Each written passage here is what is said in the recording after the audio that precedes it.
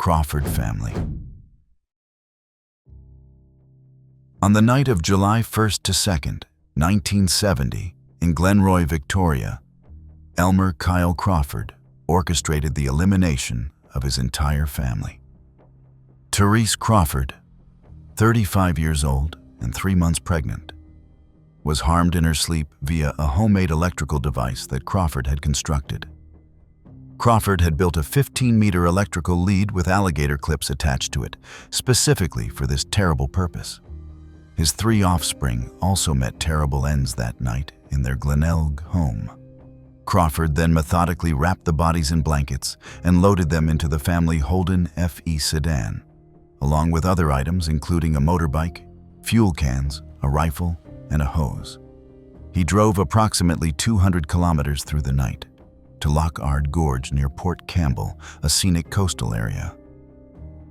There, he staged what was meant to appear as a tragic incident by connecting an exhaust hose to the car window and pushing the vehicle off a cliff into the gorge below. The vehicle was discovered on July 2nd by tourists visiting the scenic gorge area who spotted the wreckage below. However, Crawford was conspicuously absent from the scene, despite the staging suggesting the entire family perished together. He had last been sighted at home that afternoon before disappearing completely and permanently. The discovery shocked the local community and launched an immediate intensive investigation. What could drive someone to commit such terrible acts against their own family members? Evidence suggests financial motives may have played a central role in Crawford's planning. New wills had recently been executed that would benefit Crawford financially. Investigators believe he planned to collect insurance money and inheritance after staging the scene to appear as though the family had perished together in a tragic accident. The investigation revealed Crawford's background as an Irish immigrant who had come to Australia seeking a better life and opportunities. He worked in various jobs and appeared to neighbors as an ordinary, unremarkable family man living a typical suburban existence. However, he had been involved in embezzlement at work, suggesting significant financial pressures may have been mounting that drove his desperate actions. Police launched an extensive manhunt for Crawford across Australia that continues technically to this day. The case remains one of Australia's longest-running fugitive investigations, with Crawford never found, despite decades of searching and numerous reported sightings. Sightings were reported over the years in various locations across the country, but none were ever confirmed definitively. In 2008, authorities offered a substantial reward of 100,000 Australian dollars for information leading to Crawford's capture or identification. The reward generated renewed public interest in the case, but unfortunately did not produce the breakthrough investigators desperately hoped would finally solve the mystery. An interesting twist came in 2010 when investigators thought they might have found Crawford. A DNA test was conducted on a body found in Texas to determine if it might be Crawford, but the test definitively ruled out a match. This eliminated what had been considered a very promising lead in the decades-old case. Colleagues who worked with Crawford before the incident described him as calm and completely unremarkable in the days leading up to the horrific crime. There were absolutely no obvious warning signs that he was planning something so terrible and devastating. This ability to maintain a normal facade while planning such acts made his actions even more chilling to those who knew him. Investigators explored various theories about where Crawford might have fled after the crime. Some believed he may have hidden in Western Australia's remote and vast areas where someone could disappear. Others theorized he could have left Australia entirely using false identification documents. The vast Australian outback provided numerous places where someone could potentially hide for extended periods without detection. The forensic investigation of the electrical device Crawford created showed significant planning and premeditation over time. He had constructed the apparatus specifically for the purpose of harming his family members. This level of preparation indicated the acts were not impulsive, but carefully thought out in advance over weeks or months. Crawford remains one of Australia's most wanted fugitives, despite the passage of over 5 decades. Many investigators who originally worked the case have since retired or passed away. But the search technically continues with cold case units. Whether Crawford is still alive remains completely unknown to authorities. Given his age, if he survived, many believe he likely passed away years ago, possibly living under an assumed identity until the end. The lack of closure has been particularly difficult for extended family members and the community affected by this tragedy. Some cases involve perpetrators who were never identified despite extensive investigations spanning decades. Carmine Chan. A perpetrator known only by the moniker Mr. Cruel abducted a young teenager named Carmine Chan from her Templestowe home on April 13, 1991. The case is linked to a series of similar incidents involving an unidentified individual who systematically targeted young people in Melbourne's eastern suburbs. Carmine was shot in an execution-style manner, possibly after seeing the perpetrator's face during the incident. Her body was found a full year later in April 1992 at Edgar's Creek in Thomastown. The discovery provided some answers about her fate, but raised many more disturbing questions about who was responsible and why. The Mr. Cruel moniker came from earlier incidents involving remarkably similar patterns and methods. The perpetrator appeared to be highly organized and extraordinarily careful to avoid leaving any forensic evidence behind. He wore masks during all incidents and took extensive precautions to prevent identification by victims or investigators. What made this case particularly frustrating for law enforcement investigators? The perpetrator left almost no forensic evidence behind, despite multiple incidents over several years. This suggested someone with significant knowledge of police procedures and evidence collection methods, possibly through professional experience. Victim interviews from earlier incidents described the perpetrator as masked and oddly sympathetic at times, speaking to victims in ways that suggested he wanted them to see him as not entirely monstrous. This psychological element made the case even more disturbing to investigators and psychologists studying the pattern. Police conducted extensive investigations involving hundreds of interviews, and following numerous leads across Melbourne, they created detailed psychological profiles suggesting the perpetrator might have a background in security or law enforcement due to his sophisticated knowledge of forensic countermeasure and investigative techniques. Graffiti found near where Carmine's body was discovered suggested a substance-related motive for the crime. But experienced investigators believed this was deliberately planted to mislead the investigation and throw police off the real trail. The sophisticated nature of the crimes suggested someone far more organized than typical substance users. A substantial reward of 100,000 Australian dollars has been offered for information leading to the perpetrator's identification and capture. Despite the substantial reward and sustained public interest over decades, no definitive breakthrough has occurred that has solved the mystery.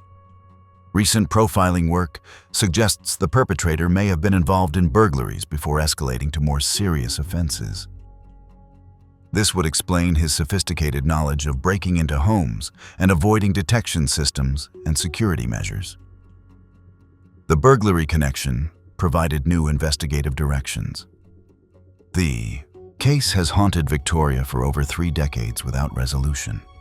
The unidentified perpetrator's ability to evade capture despite multiple incidents suggests either exceptional luck or highly sophisticated planning and execution.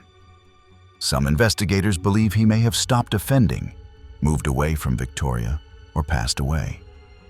The psychological impact on the Melbourne community was profound and lasting. Parents became hypervigilant about their offspring's safety in ways they had not been before. Home security systems became much more common in Melbourne suburbs. The fear of an unidentified predator operating with apparent impunity fundamentally changed how families approach safety. Carmine's family has endured decades without justice or closure for their daughter. They have participated in numerous appeals for information and supported investigative efforts over the years. The lack of resolution has been particularly painful, given that the perpetrator has never been identified or held accountable. The case remains active, with Victoria Police continuing to follow up on any new leads that emerge. Cold case investigators periodically review the evidence, hoping that advances in technology might finally provide the breakthrough needed to identify Mr. Cruel definitively and bring closure. Some cases resulted in convictions after lengthy investigations using innovative undercover techniques.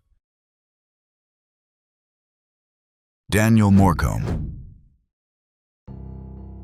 Daniel Morecombe was waiting at a bus stop near the Sunshine Coast on December 7, 2003, when he was abducted in broad daylight.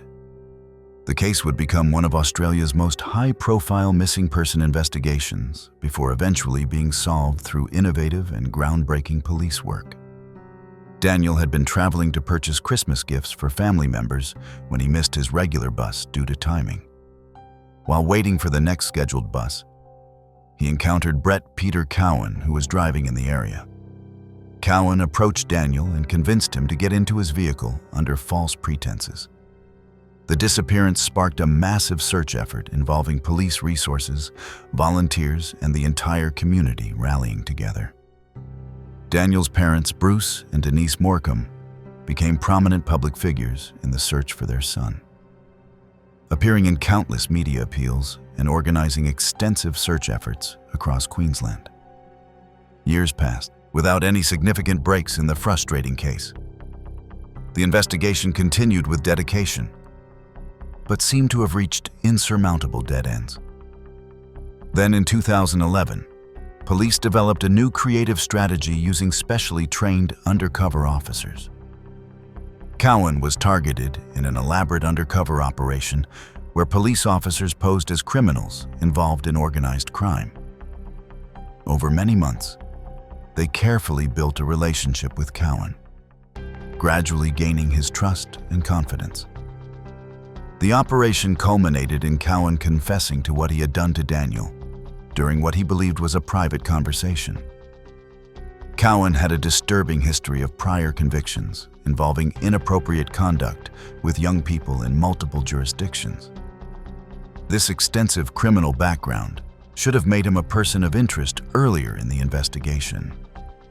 But he had not been connected to Daniel's disappearance initially due to information-sharing failures. During the carefully orchestrated undercover operation, Cowan led police to the remote location where he had disposed of Daniel's remains. The discovery provided closure for the devastated family while also providing crucial forensic evidence for the prosecution's case. Cowan was arrested and charged with serious offenses. The case went to trial in 2014 with extensive media coverage. The prosecution presented the detailed confession obtained during the undercover operation, along with forensic evidence from the remains. The defense attempted to challenge the admissibility of the undercover confession as improperly obtained. The jury found Cowan guilty of all charges, and he was sentenced to life in prison with a non-parole period of 20 years. The sentence reflected the serious nature of what had occurred and the profound impact on Daniel's family and the broader community. The Morecombe family channeled their overwhelming grief into creating the Daniel Morecombe Foundation, which focuses on comprehensive safety education for young people. The foundation teaches about personal safety and provides extensive resources for families. It has become one of Australia's most prominent and effective safety organizations. Cowan has been the target of multiple violent incidents while in prison from other inmates. Other prisoners have attacked him on several occasions. He requires protective custody segregation to ensure his safety within the prison system. The investigation revealed that multiple warning signs about Cowan had been overlooked or not properly acted upon by authorities. His extensive criminal history should have made him a priority suspect much earlier in the investigation. This oversight led to comprehensive reviews of how information is shared between jurisdictions. The undercover operation that led to Cowan's confession was praised internationally as innovative police work. It demonstrated how traditional investigative methods could be combined with creative strategies to solve difficult cases. The technique has since been studied and adapted for use in other investigations worldwide. Some cases involved incidents at social gatherings that exposed dark community secrets and failures. Lee. On November 3, 1989, a teenager named Lee attended a party at Stockton Beach near Newcastle. What began as a typical social gathering ended in devastating tragedy that exposed serious issues within the community about accountability and justice. During the party attended by numerous young people, Lee was harmed by multiple individuals in various ways. The investigation revealed that potentially up to a dozen individuals were involved in different capacities. However, the legal system would ultimately charge only 3 people with offenses. Matthew Webster was identified as having inflicted fatal injuries using a rock found at the beach. Investigators believe his motive was fear that Lee would report earlier incidents to authorities and that he would face serious consequences. This fear led to a terrible escalation of events. The discovery of Lee's body on the beach the next morning shocked the Newcastle community profoundly. Brutality of what had occurred and the circumstances surrounding it raised disturbing questions about what had happened at the party and who was involved. The investigation faced significant challenges from the very beginning. Forensic evidence revealed mismatches suggesting accomplices beyond those who were ultimately charged. This indicated more people were directly involved than were ever held accountable through the legal system. Webster eventually confessed to his role in Lee's passing during police questioning. The confession provided some clarity about what had happened, though many questions remained unanswered about the full extent of others' involvement in the events. Webster was convicted and sentenced to 20 years in prison for his role. He served approximately 14 years before being released on parole. The sentence was considered by many community members to be insufficient given the horrific circumstances. The case exposed serious problems with how authorities handled incidents involving young people in the area.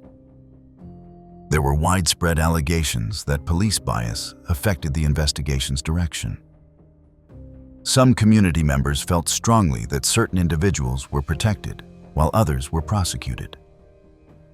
The involvement of multiple individuals who were never charged became a source of ongoing controversy and anger. Families and advocates argued that justice was not fully served because many who participated escaped accountability entirely. The forensic evidence suggested more people should have faced serious charges. Lee's case became symbolic of broader issues around violence and accountability in Australian society. It sparked difficult discussions about how communities respond to such incidents and whether the justice system adequately addresses situations involving multiple perpetrators. The party setting where the incident occurred raised serious questions about supervision and safety at social gatherings for young people.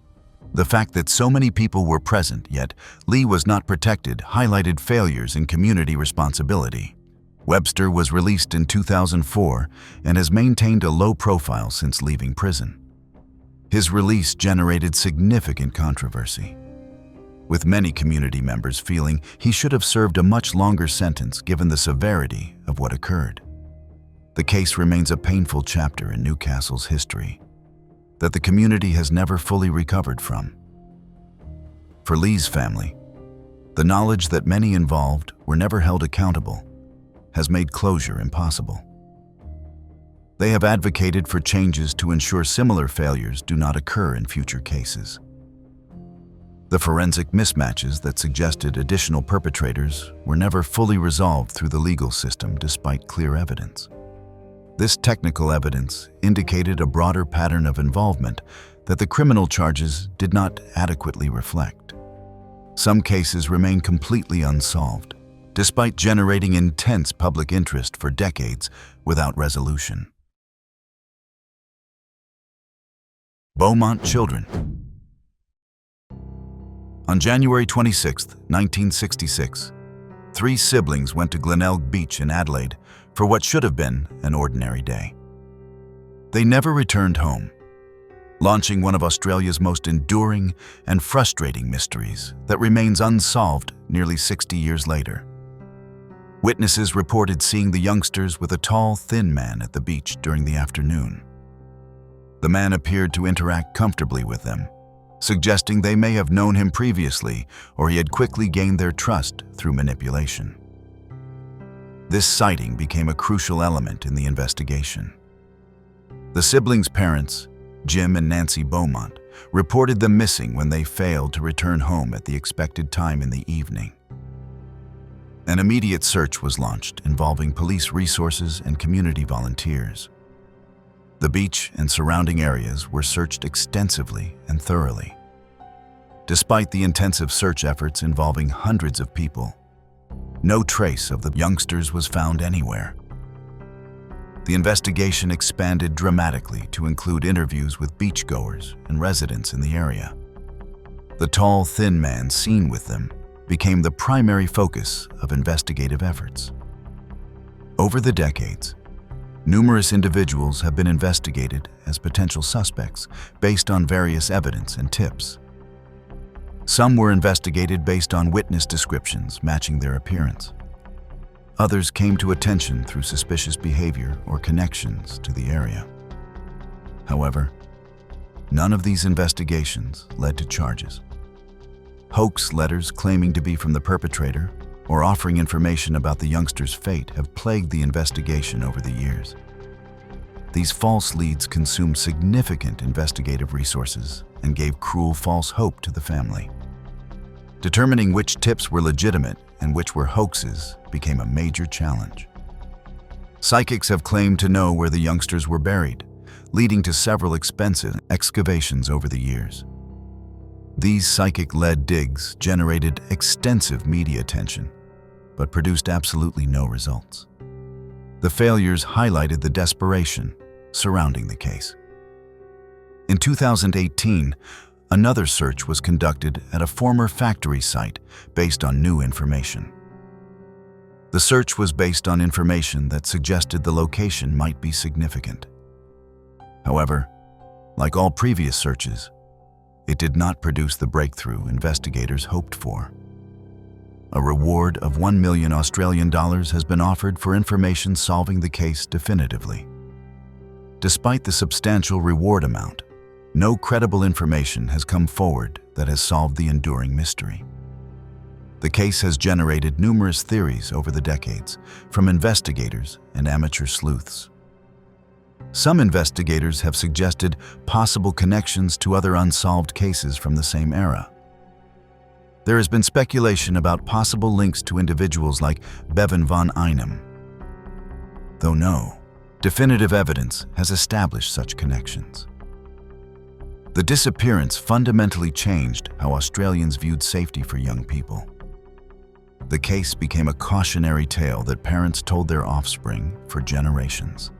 It influenced how communities approach supervision and stranger danger education dramatically. Jim and Nancy Beaumont lived the rest of their lives without knowing what happened to their beloved offspring.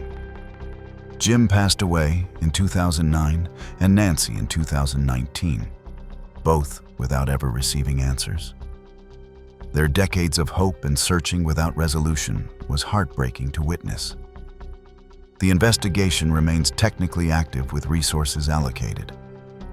Cold case investigators continue to follow up on any new information or tips that come in. Advances in forensic technology offer hope that if remains are ever found, identification might be possible through DNA. Some cases took decades to solve through advances in forensic DNA technology and persistence. Claremont killings. Beginning in 1996, young women began disappearing from the affluent suburb of Claremont in Perth. The disappearances occurred in an area known for its nightlife and generally considered very safe. The pattern of disappearances created widespread fear throughout Perth. Sarah Spears, 18 years old, disappeared in January 1996 after leaving a nightclub. She was last seen calling for a taxi from a phone booth. Her body has never been found, despite extensive searches over nearly 3 decades. Jane Rimmer, 23 years old, disappeared in June 1996 after being seen near a hotel. Her body was found in bushland south of Perth 2 months later. She had been harmed. Ciara Glennon, 27 years old, disappeared in March 1997 after leaving a hotel. Her body was found in bushland north of Perth 3 weeks later. Like Rimmer, she had been harmed in a similar manner. The investigation became one of Australia's largest, longest, and most expensive in history. Police interviewed thousands of people and followed numerous leads across Western Australia. Initially, taxi drivers became a major focus given that 2 victims had called for taxis before disappearing.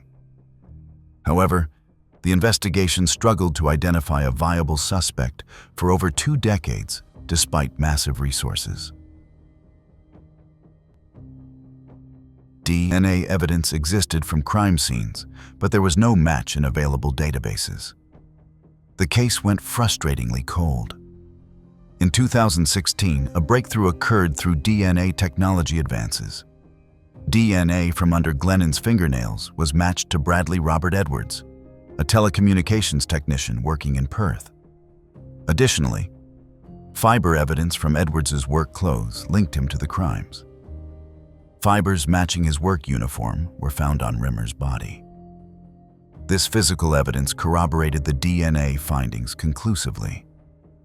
Edwards had worked as a telecommunications technician with access to many locations throughout Perth for installations and repairs. He appeared to be an ordinary suburban man, which allowed him to avoid suspicion for decades. Neighbors and colleagues described him as unremarkable and quiet. Further investigation revealed Edwards had been connected to earlier incidents involving similar patterns but different victims.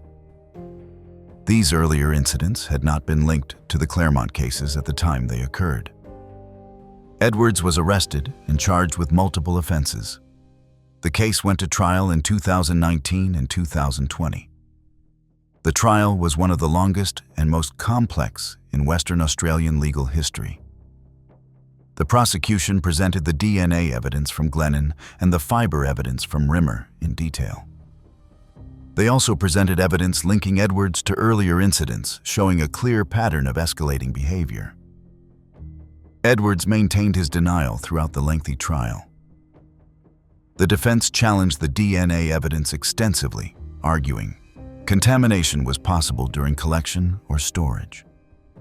However, the prosecution demonstrated the evidence had been properly handled and tested using rigorous protocols. In 2020, Edwards was found guilty of taking the lives of Rimmer and Glennon. He was acquitted regarding Spears due to insufficient physical evidence, though many investigators believe she was also his victim, given the similar pattern. Edwards was sentenced to life in prison with a non-parole period of 40 years, making him one of the oldest prisoners in Australia with such a lengthy minimum term. He will be in his 80s before being eligible for any parole consideration. Some cases involve serial perpetrators who operated in remote areas targeting vulnerable travelers. Backpacker murders. Between 1989 and 1993, 7 young backpackers disappeared while hitchhiking in New South Wales. Their bodies were eventually found in Belanglo State Forest, south of Sydney, revealing one of Australia's most notorious serial cases that shocked the world. The victims were international travelers from various countries, including Britain, Germany, and Australia itself. They had been hitchhiking along major roads, a common practice among budget backpackers at the time. The remote forest location where their bodies were discovered was far from main roads and heavily traveled areas. Ivan Milat was identified as the perpetrator responsible for all 7 cases. He had used the promise of rides to pick up hitchhikers along highways, then taken them to the remote forest. The victims had been harmed in various ways, before their bodies were concealed in the dense forest.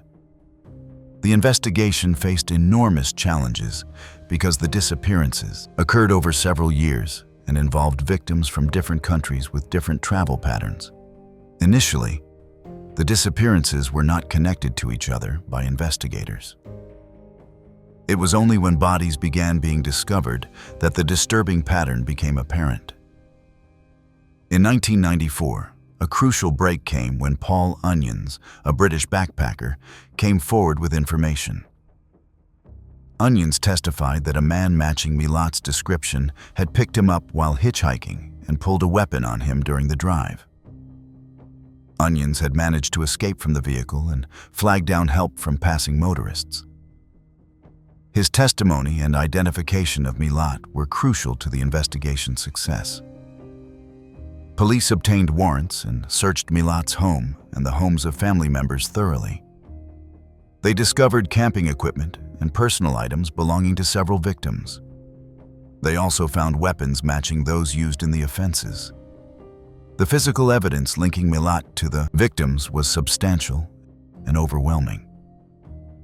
Milat came from a large family with numerous siblings in the Sydney area. Several family members had extensive criminal histories involving various offenses. The family dynamics and criminal patterns suggested a deeply troubled background. Milat maintained his denial throughout his trial, despite overwhelming physical evidence. The defense attempted to suggest other family members might have been responsible for some incidents, but the evidence pointed clearly and directly to Milat. In 1996, Milat was convicted and sentenced to life in prison without any possibility of parole. The sentence reflected the severity and number of offenses.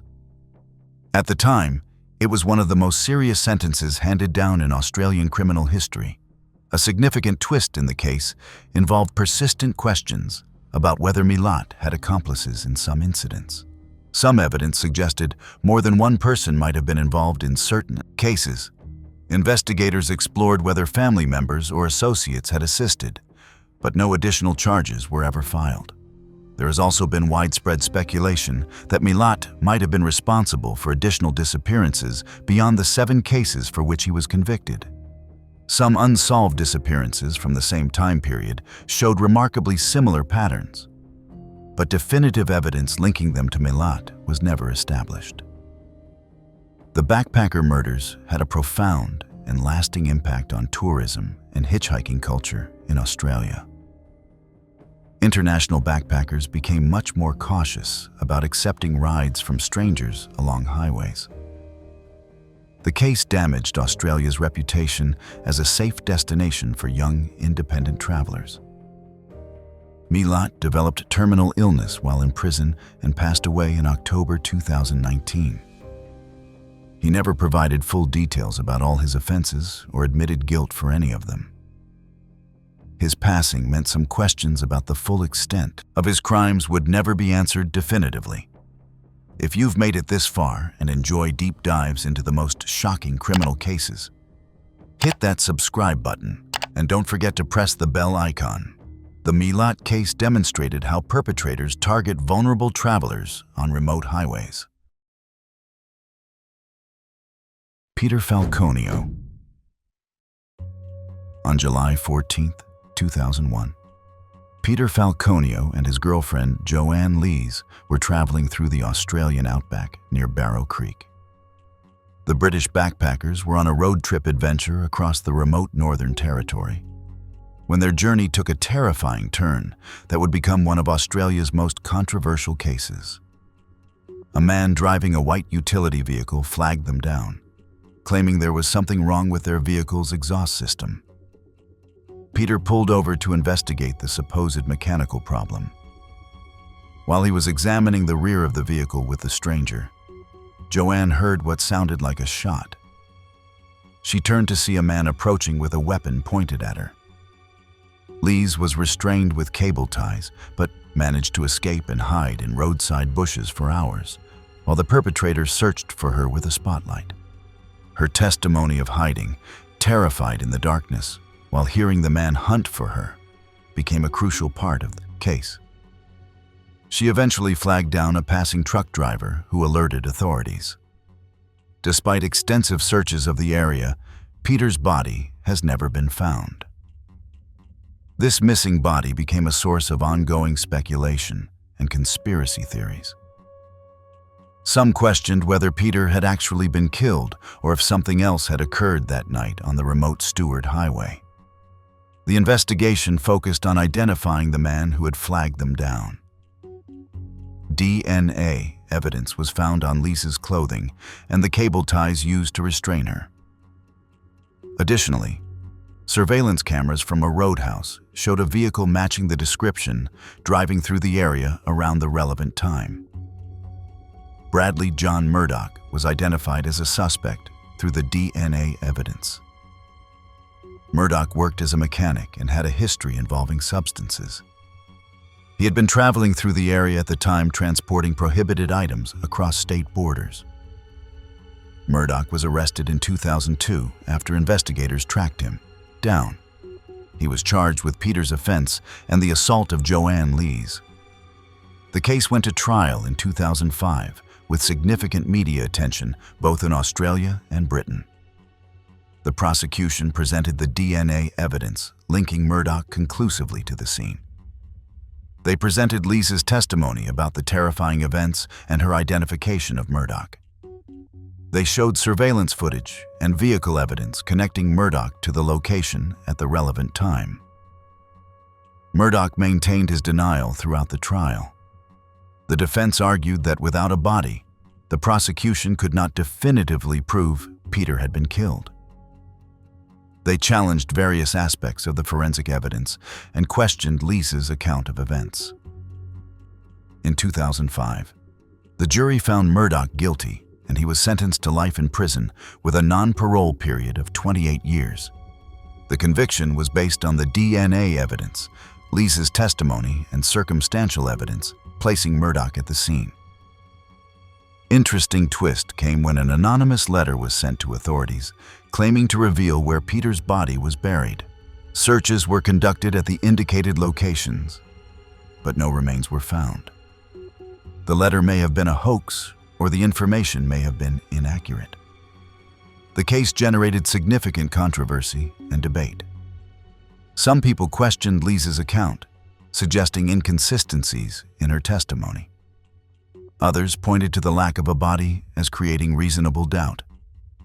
However, the jury found the DNA evidence compelling enough to convict despite the missing remains. Murdoch's life behind bars has been documented, with reports of his behavior and conditions in prison. He has maintained his innocence throughout his imprisonment and has not provided information about what happened to Peter's body. Bradley Murdoch remains incarcerated as of January 2026. The Falconio case had a significant impact on how international travelers viewed safety in the Australian outback. The remote location and the random nature of the incident highlighted the vulnerabilities of traveling through isolated areas. Many backpackers became more cautious about stopping for strangers on remote highways. The missing body continues to generate theories and speculation. Some believe Murdoch disposed of the remains in the vast outback where they may never be found. Others have suggested various alternative scenarios, though none have been substantiated with evidence. For Peter's family, the lack of remains has made grief particularly difficult. They have expressed that while the conviction provided some justice, the inability to lay Peter to rest properly has been an ongoing source of pain. Some cases involved group perpetrators who committed particularly heinous acts. Anita Kabi. On February 2, 1986, 26-year-old Anita Kabi was walking home from Blacktown Railway Station in Sydney after spending the evening with friends. She had been a nurse and beauty pageant contestant known for her kind nature and striking appearance. What happened to her that night shocked Australia to its core. 5 men driving around looking for someone to harm spotted Kabi walking alone. John Travers, Michael Murdoch, Les Murphy, Gary Murphy, and Michael Murphy abducted her off the street and drove her to a remote paddock. The group committed terrible acts against Cobby before ending her life to eliminate her as a witness. Her body was found the next morning by a farmer. The brutality of what had been done shocked investigators who responded to the scene. The case immediately became a priority for New South Wales Police, who launched a massive investigation involving hundreds of officers. The investigation initially focused on the stolen vehicle used in the abduction. Police received tips from the community and began building a picture of who might be responsible. The 5 perpetrators had connections to each other through family relationships and criminal associations. Within weeks, all 5 men were arrested. During questioning, several of the men confessed to their roles in what had occurred. The confessions provided detailed accounts of the terrible events. The evidence against them was overwhelming and included forensic evidence, witness testimony, and their own admissions. The case went to trial in 1987 with intense media coverage. The details that emerged during the trial horrified the Australian public. The randomness of the victim selection and the brutality of the acts created widespread outrage and calls for harsh punishment. All 5 men were found guilty and sentenced to life in prison without the possibility of parole. The sentences reflected the severity of what had occurred and public demand for justice. It was one of the few times in New South Wales that multiple offenders received life without parole for a single incident. An interesting aspect of the case involved how it had been staged to look like a robbery gone wrong. The perpetrators had taken Cobby's purse and scattered her belongings to suggest a different motive. However, investigators quickly determined the robbery was staged and the real motive was far more sinister. The case generated significant media leaks that fueled public outrage. Details of the crime that should have remained confidential were published in newspapers, creating a frenzy of public anger. The media coverage influenced public opinion and created pressure on the justice system. The 5 perpetrators came from troubled backgrounds. All had histories of criminal behavior, and several had experienced difficult childhoods. However, their backgrounds were not accepted as excuses for their actions during trial. John Travers was identified as the ringleader who organized and directed the events. He was considered the most dangerous of the 5 and showed the least remorse during legal proceedings. His behavior in court shocked observers. Michael Murdoch died in prison in December 2022. The other 4 remain imprisoned, serving their life sentences. None have been granted parole, and all remain designated as never to be released. The Cobby case led to significant changes in how New South Wales handles parole for violent offenders. It became a benchmark case referenced in discussions about appropriate sentences for the most serious crimes. The life without parole sentences set a precedent. The case also highlighted issues around rehabilitation versus punishment. Given the severity of what occurred, questions arose about whether the perpetrators could ever be rehabilitated, or whether permanent removal from society was the only appropriate response. For Anita Cobby's family, the life sentences provided some measure of justice, but could never restore what was lost.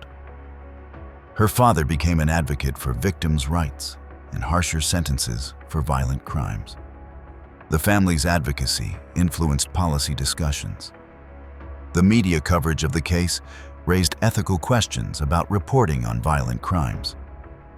The graphic details published created trauma for the public and the family. It led to discussions about responsible crime reporting. Some cases involved family members turning against each other in shocking ways. Lynn family murders. On the night of July 17th to 18th, 2009, 5 members of the Lynn family were found deceased in their North Epping home in Sydney. The victims were Min Lynn, his wife Yun Lin, their sons Henry and Terry, and Min's sister Irene. The brutal nature of the scene shocked investigators who responded. All 5 had been harmed with a blunt object while they slept. The attack appeared to have been carried out methodically, room by room through the house. Nothing appeared to have been stolen, ruling out robbery as a motive. The calculated nature of the incident suggested someone with intimate knowledge of the family. Robert Z, who had married into the Lin family, came under suspicion. Z lived nearby and had close connections to the family. Investigators began examining his relationship with the deceased and looking for possible motives. The investigation revealed complex family dynamics. Z harbored resentment toward his brother-in-law, Lin. There were tensions about family status, financial success, and other matters. Additionally, disturbing evidence emerged about inappropriate behavior toward a surviving family member. In 2011, DNA evidence linked Z to the crime scene. A tiny blood stain containing DNA matching Z's profile was found in the house. This evidence became crucial to the prosecution's case. The DNA match was scientifically conclusive. Z was arrested and charged with 5 counts of taking life. The case took years to come to trial due to its complexity. The trial finally began in 2016, 7 years after the terrible events. The prosecution presented the DNA evidence, along with evidence about Z's motives and his behavior before and after the incident. They showed how he had financial motives and personal resentments. They presented evidence of inappropriate conduct that provided additional motive. Z maintained his denial throughout the trial. The defense challenged the DNA evidence, arguing it could have been transferred innocently, given Z's close family relationship. They questioned the strength of the motive evidence. In 2017, after a lengthy trial, the jury found Z guilty on all 5 counts. He was sentenced to 5 life sentences to be served concurrently. The multiple life sentences reflected the severity of taking 5 lives in a calculated manner. Z appealed his conviction, arguing various legal errors in the trial process.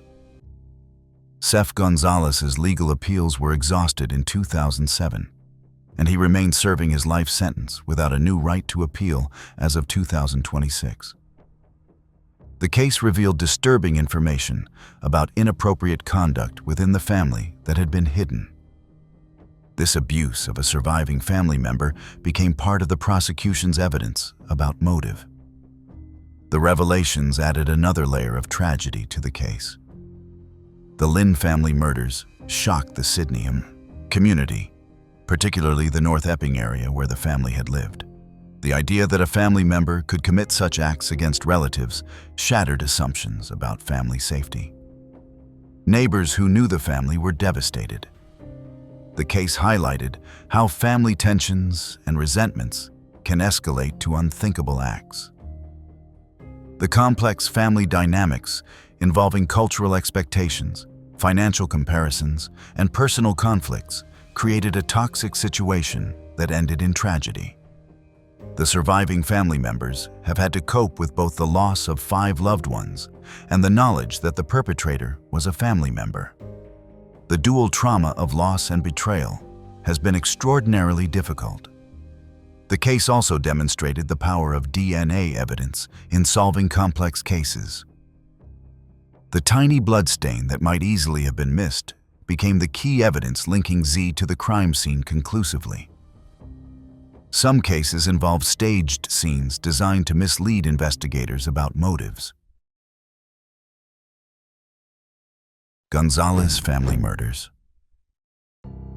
On the night of July 10, 2001, 3 members of the Gonzalez family were found deceased in their North Ryde home in Sydney. The victims were Teddy Gonzalez, his wife Loeva, and their daughter Claudine. The scene appeared at first to be a hate crime with graffiti scrawled on walls. The graffiti included racial slurs, suggesting the incident was motivated by prejudice. This appeared to be a random attack by someone targeting the family because of their background. However, investigators quickly became suspicious that the scene had been staged. Seth Gonzalez, the son who discovered the bodies, immediately became a person of interest. His behavior after the incident struck investigators as unusual. He seemed more concerned with certain details than would be expected from someone who just lost their entire family. As investigators dug deeper, they uncovered problems in Seth's relationship with his parents. There had been significant tension about his academic performance and life choices. His parents had high expectations, and Seth was failing to meet them. The pressure had created serious conflict. Additionally, investigators discovered that Seth stood to inherit significant money and property upon his parents' passing. The financial motive combined with the family tensions painted a clear picture. The staged hate crime scene was an attempt to deflect suspicion. Evidence began mounting against Seth. His alibis did not check out, and there were inconsistencies in his accounts. Physical evidence linked him to the scene in ways that contradicted his story of discovering the bodies.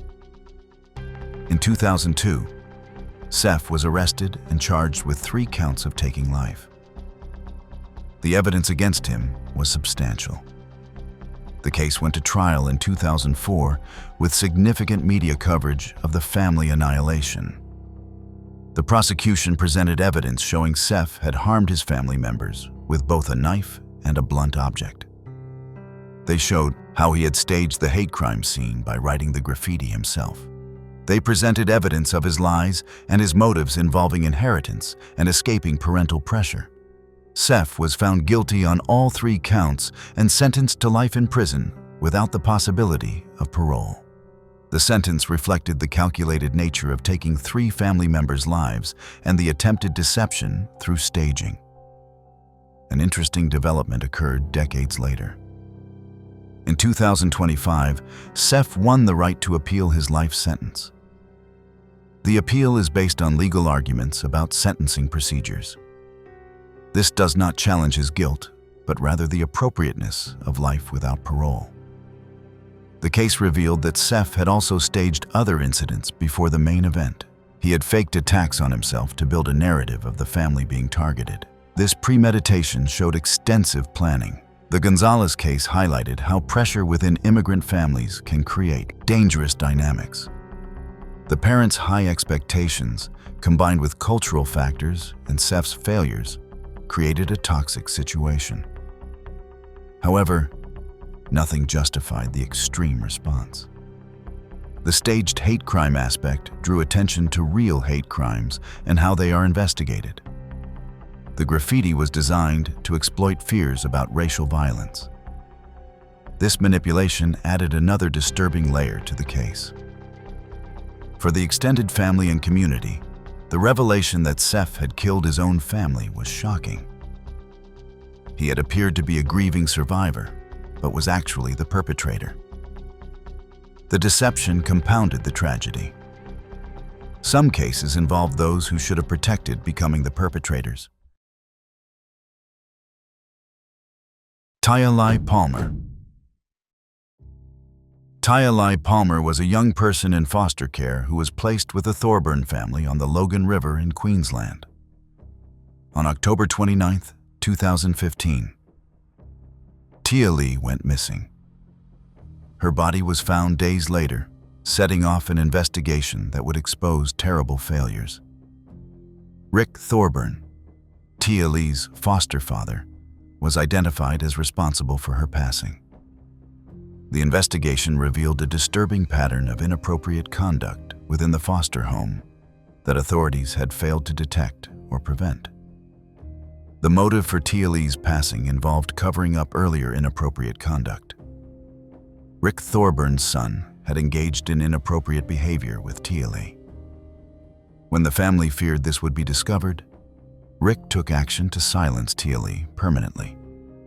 In 2016, authorities received a tip that led to Rick Thorburn's arrest. The breakthrough came when someone provided information about what had actually happened to Tia Lee. The investigation intensified with this new information. Evidence showed that Taya Lee had been asphyxiated.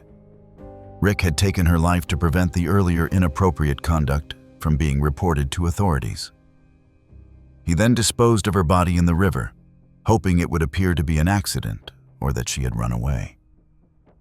The investigation revealed that other Thorburn family members had knowledge of what happened, and the mother and other family members were charged with perjury for lying to investigators.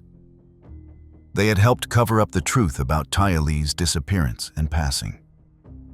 Rick Thorburn pleaded guilty in 2018 and was sentenced to life in prison with a non-parole period of 20 years.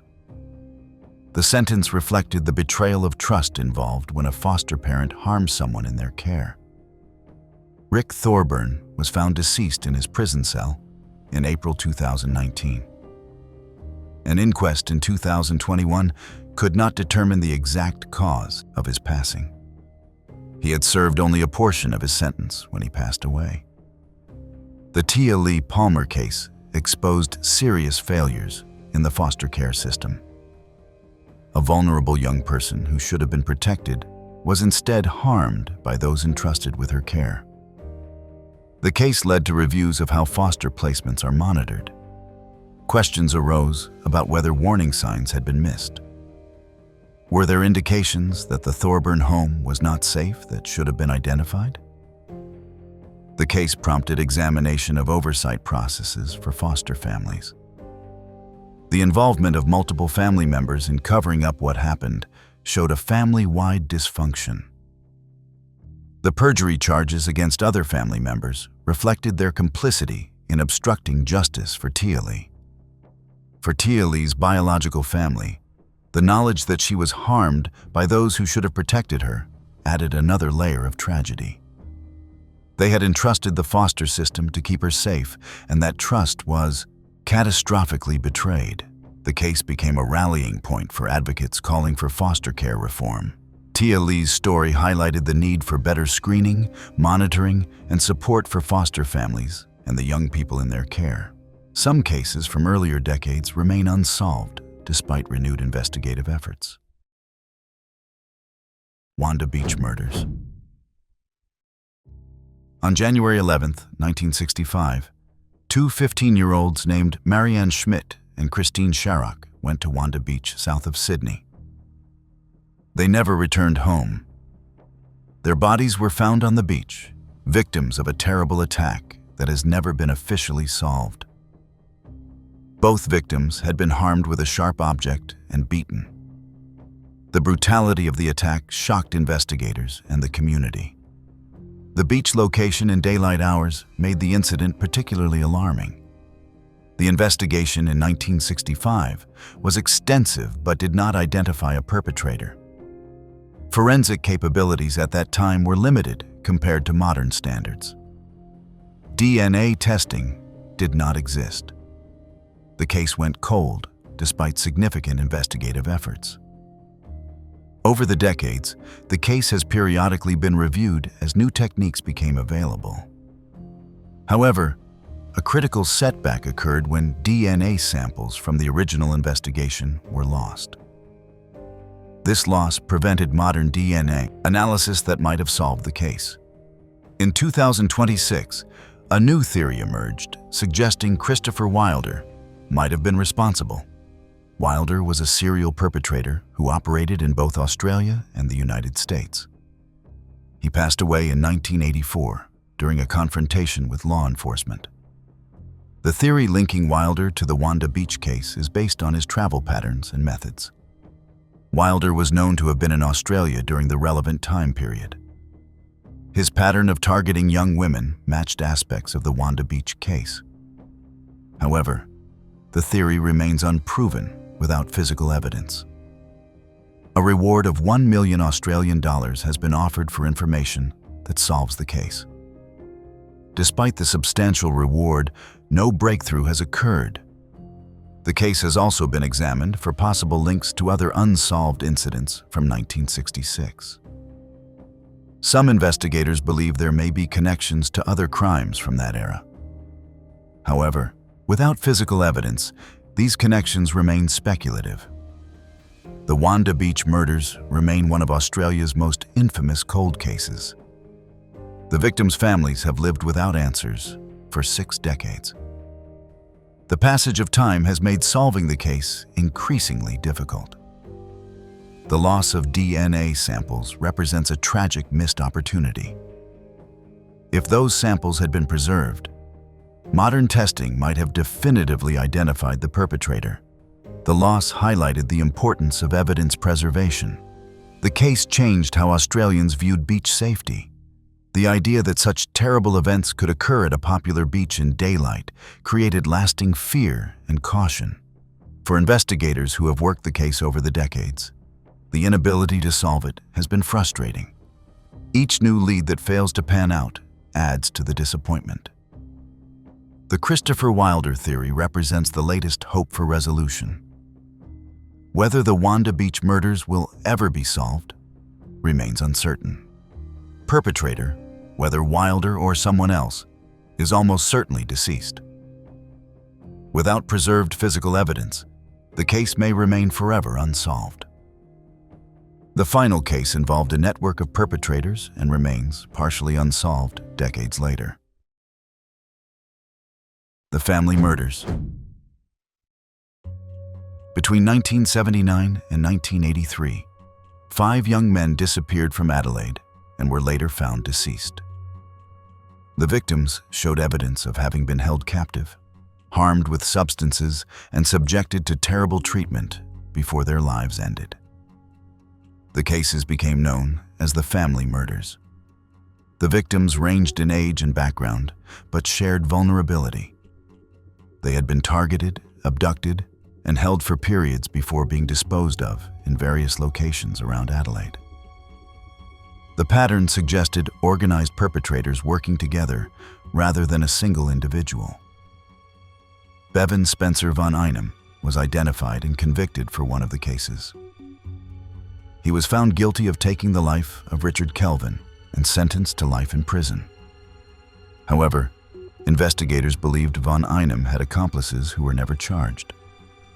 The investigation revealed evidence suggesting up to 12 people may have been involved in the network dubbed the Family. These individuals allegedly worked together to target victims. However, only von Einem was ever prosecuted successfully. Von Einem worked as an accountant and moved in Adelaide's social circles. His respectable appearance and professional status helped him avoid suspicion for years. He appeared to be an ordinary professional man. The case against von Einem involved forensic evidence linking him to Kelvin's passing. Traces of substances found in Kelvin's body matched materials from von Einem's home. Fibers and other physical evidence connected him to the scene. During the investigation, interviews implicated other individuals who were allegedly involved. Some witnesses provided information about the network's activities. However, insufficient evidence existed to charge these other suspects successfully. There has been ongoing speculation about why the other alleged members were never prosecuted. Some theories suggest elite connections may have protected certain individuals. These conspiracy theories have never been proven but continue to circulate. Von Einem was convicted in 1984 and sentenced to life without parole. He spent over 4 decades in prison maintaining his denial. He never provided information about accomplices or the other victims. Bevan von Einem passed away in December 2025 while serving his life sentence. He was 80 years old at the time of his passing. His passing meant any information he possessed about other victims or accomplices died with him. The other 4 cases in the family murders series remain officially unsolved. While von Einem is suspected of involvement in all 5, he was only convicted for 1. The families of the other victims have never seen anyone prosecuted for their loved one's passing. The case remains active with cold case investigators continuing to pursue leads. Authorities hope that accomplices might still be identified and charged.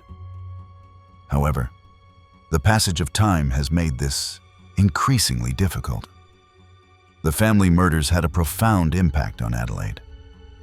The realization that a network of perpetrators had operated for years created widespread fear. Parents became much more protective and cautious. The case highlighted how networks of perpetrators can evade justice when evidence is difficult to obtain. The challenge of prosecuting multiple people acting in concert became apparent.